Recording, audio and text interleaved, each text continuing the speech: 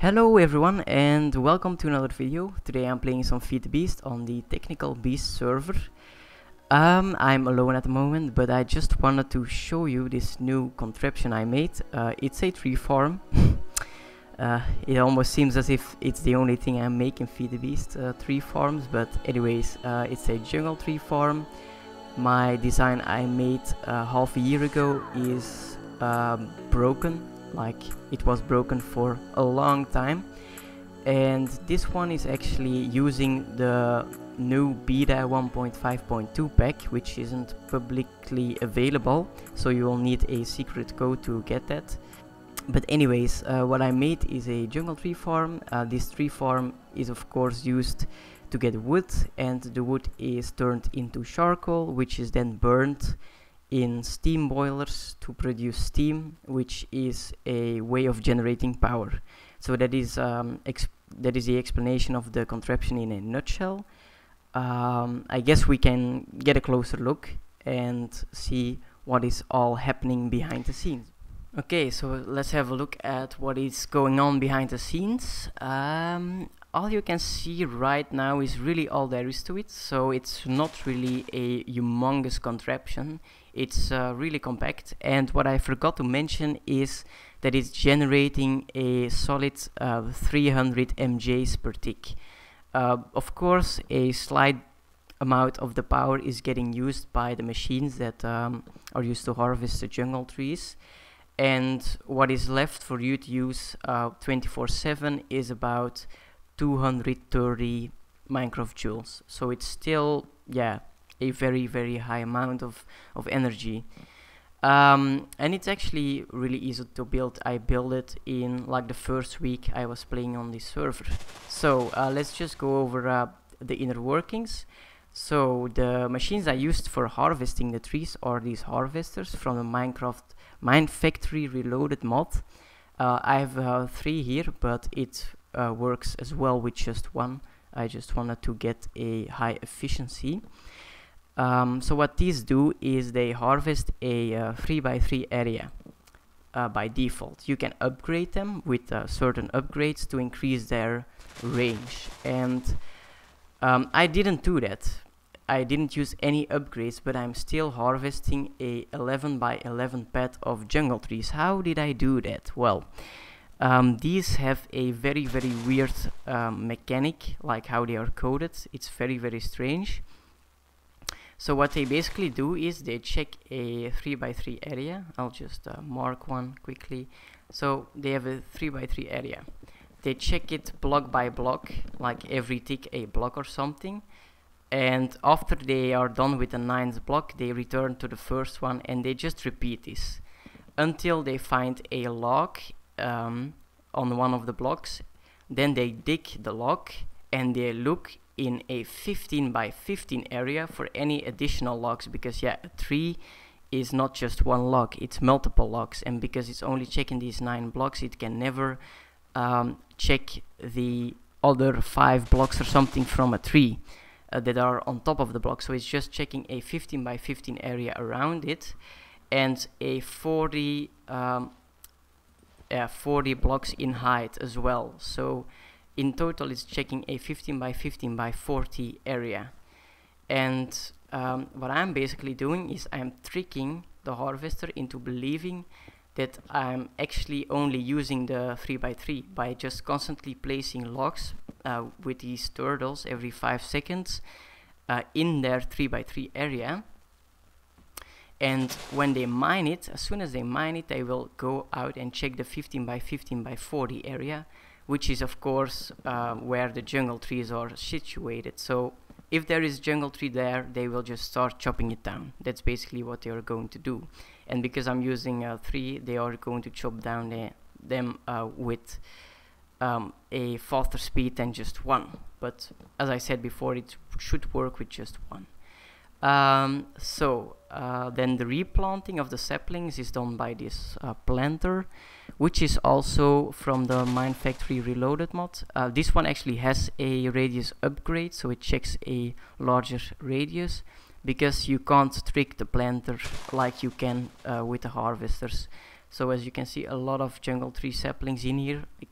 already, and then in this storage unit I have an additional 27,000 jungle tree saplings, so this produces a good amount of saplings as well. So this just replants the saplings, nothing fancy. And then we'll go over where all the drops are going. So these jungle trees give you jungle tree logs, of course, saplings, and yeah, lastly vines. These harvesters also harvest the vines. So vines are just useless. You can't do anything with them. So at the moment I'm just putting them through this item tesseract, where they are getting processed by a recycler. So I'll show you that after I showed you this design. Then of course we also have the saplings. They are just going back into the planter, and any additional saplings are just stored. And then lastly are the jungle tree logs. They are going into a buffer, like again a storage unit where any additional logs are stored. And then from this buffer they get pulled into these induction furnaces from Industrial Craft, which are very fast furnaces that work on electricity. And they can basically burn 2 logs at a time.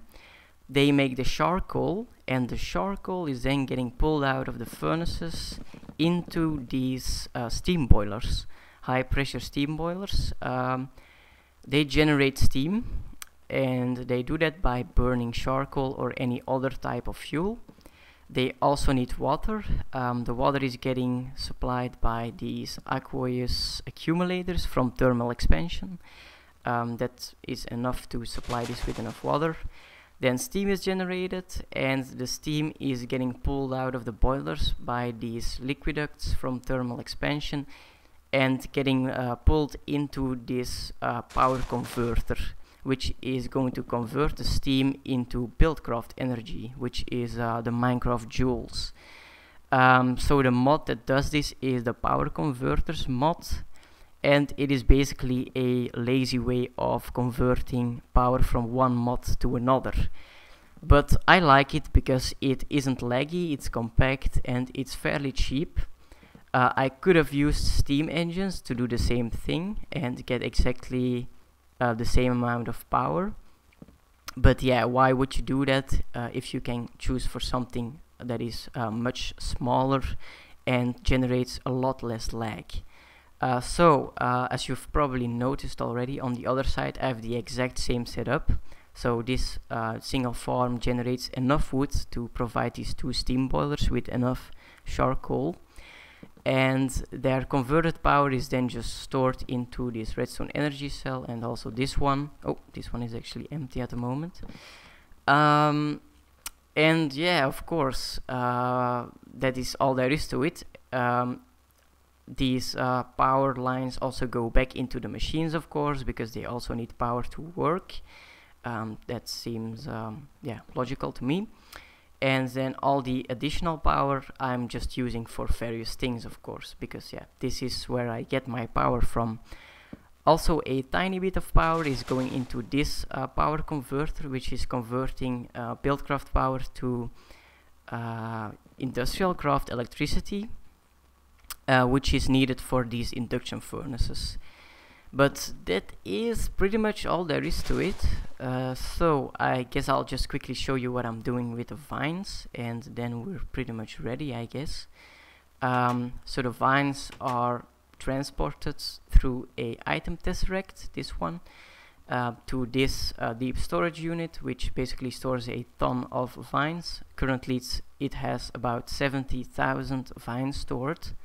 They are getting pulled out with a hopper into this recycler, which is basically deleting items, recycling items, and you have a 1 in 40 chance of receiving scrap. I'm not sure if it's really 1 in 40, but it's not, yeah, it's some chance of receiving scrap.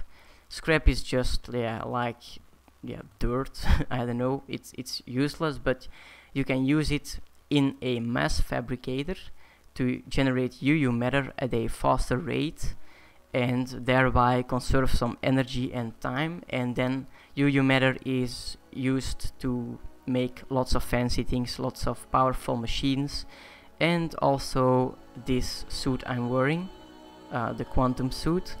But I think most of you will know what UU matter is used for if you ever played Feed the Beast.